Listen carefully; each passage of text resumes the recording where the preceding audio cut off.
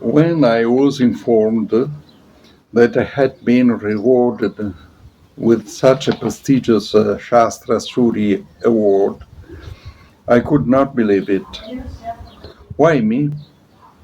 When India is still today an inexhaustible source of highest intellectual, artistic, and scientific minds, I think that through me, this important award has been given to those great souls who have always been my point of reference and who prompted me since youth to choose Mother India as my second homeland. Over the years, I have also had the privilege of enjoying the guidance and friendship of several among them in the field of culture in general and Indology in particular. I am pleased to acknowledge among them the great archaeologists Bibilal Gupta, Nagraj Rao, the art historians Pupul Jayakar, Kapila Vatsyayan, and Ramchandra Sharma, the poets Aturai, son of the Munshi Premchand, and Bhavani Prasad Mishra, the philosopher Ramchandra Gandhi, grandson of the Mahatma, and among the authorities, the President Dr. Shankar Dayal Sharma and His Highness the very learned Dr. Karan Singh, who helped me so much in my archaeological research. But even more so, the affection and the teachings received from great figures of the intellect, spirit, and dharma. Professor Vidyanivas Mishra, the Maha Mahopadhyaya Dr. Sathyanarayana, the Jagadguru Swarupanand Saraswati Swami Ji, and many others, even lesser known but well rooted in the living heart of Sanatana Dharma. From my earliest childhood, India attracted my attention and interest. That is because I have heard about India for a long time from my family. In fact, a couple of generations of my ancestors were born and had lived during the 18th century in Pondicherry as officers of the King Francis army during the British Tipu Sultan Wars. Their portraits still adorn the walls of my house. I cultivated a lively curiosity for your country by reading novels and history books, as well as texts describing its mythology and epics.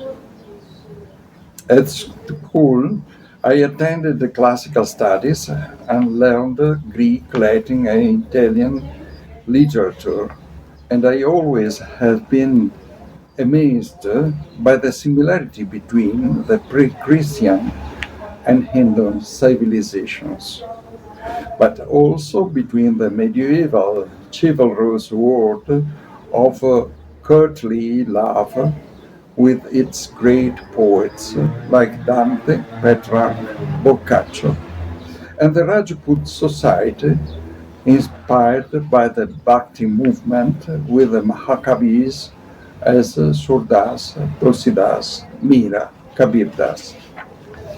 I fell in love with the cultural similarity between the Indian and Italian peninsulas, lands that stretch out into their respective southern seas, illuminating the barbaric continents of the north, Asia and Europe, like beacons of wisdom. I enrolled at the University of Venice together with the lady who was become my wife. to pursue the Indological curriculum. I was privileged to study under an Indian scholar, Professor Lakshman Prasad Mishra, who directed me towards a more personal contact with India, teaching me to go directly to the sources. I soon realized how little the West knew about Indian civilization, its immense literature, the largest in the world, its visual arts, architecture, sculpture, painting, and the performing arts, music, singing, dancing, and its traditional sciences. Even the philosophical and spiritual thought that most attracted the attention of Westerns was distorted and reduced to sophistical mental speculations and not a real profound experience. Let us not even mention the Dharma, incomprehensible in a human environment that has completely lost the sense of its own religion. And this is how I decided to pursue the academic career. I wanted to teach Italians about the genuine civilization of India and not a deceitful interpretation distorted by ignorant prejudices, by atheistic, social, and evolutionary ideologies, and by the religious exclusivism of monotheisms. I taught at a university for 40 years, trying to make Italians understand what Indian civilization is.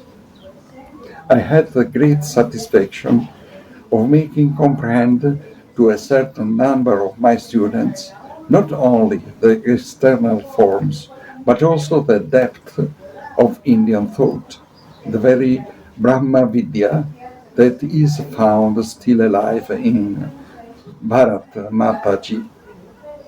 And how satisfying to see some of those students spontaneously reach out gurus, acharyas, and panditas who welcomed these compatriots of mine at their feet and let them relish their words of Amrita. Of course, my work has only been a drop in the ocean. I dedicate this prestigious award to the great masters who have encouraged me and that I had the privilege of frequenting and following, and to the predecessors going backward along with their divine paramparas.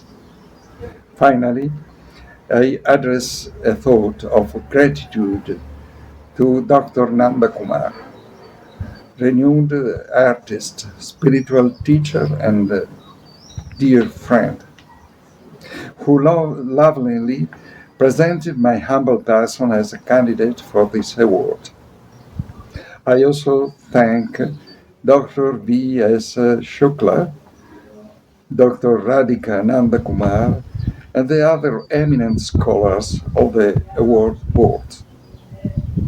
Let me remember with a special affection and devotion the Padma Shri awardee Dr. Satyanarayana, who in his person brought together the famous musical tradition of Karnataka dating back to the Pandit Tyagaraja and the Brahmavidya tradition of the oldest and most sacred paramparas of South India, crowning his Gurutva with his extraordinary wisdom and love. This close bond with Guruji has remained after his departure from the body. Also thanks to his loving successor and his family. My best Dhanyavad and Narayana's Maranams to everybody.